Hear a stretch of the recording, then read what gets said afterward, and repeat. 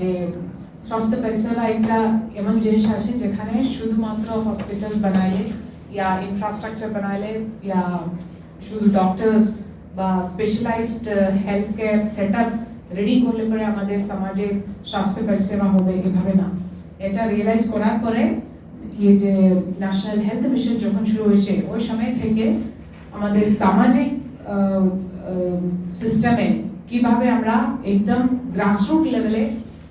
স্বাস্থ্য পরিষেবা এবং ইনফরমেশন হেলথ এডুকেশন যেটা বলি এটা কিভাবে আমরা ওর ইমপ্রুভ করব, সবাইকে নিয়ে তাদের ইনফরমেশন তাদের অ্যাওয়ারনেস কিভাবে তাদের একটা ডিমান্ড জেনারেট করে কিভাবে আমরা স্বাস্থ্য পরিষেবা এনশিওর করব, এটা নিয়ে শুরু হয়েছে এই যে আশা এবং ওই যে আশা রিলেটেড হেলথ কেয়ার সিস্টেম। তো আমাদের দেশে আমাদের রাজ্যে ত্রিপুরাতেও সাউথ ত্রিপুরা ডিস্ট্রিক্ট এমন একটা জায়গাতে আছে যেখানে আমরা সবসময় স্টেট লেভেলে দেখি যে স্বাস্থ্য পরিষেবা থ্রু আশা। সেটা হচ্ছে কি আমাদের এই জেলার যে 953 জন আশা এবং যারা ফেসিলিটেটর দিদিমণিরা আছেন, আমাদের ভারত সরকারের ত্রিপুরা সরকারের স্বাস্থ্য দপ্তরের ন্যাশনাল হেলথ মিশনের যেটা উদ্দেশ্য যেটা লক্ষ্য সেটা হচ্ছে কি মানুষের বাড়ির দরজায় দরজায় স্বাস্থ্য পরিষেবা পৌঁছে দেওয়া, যেন কোনো মানুষ কোনো বাচ্চা কোনো মা কোনো লোক স্বাস্থ্য পরিষেবা থেকে বঞ্চিত না হয়। এবং সেটা হচ্ছে একমাত্র আপনাদের কাজের জন্য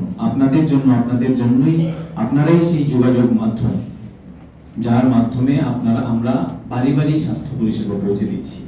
এবং সেই জিনিসটা সেই বাড়ি বাড়ি স্বাস্থ্য পরিষেবা পৌঁছে দেওয়ার যে জিনিসটা বিভিন্ন সময় বিভিন্ন ধরনের যে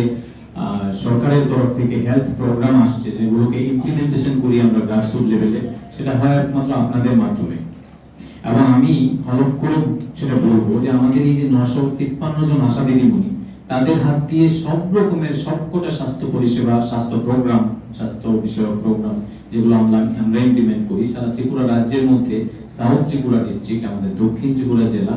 বরাবরই ভালো করে আসছে এবং সম্মানের সহিত সেই প্রোগ্রামগুলো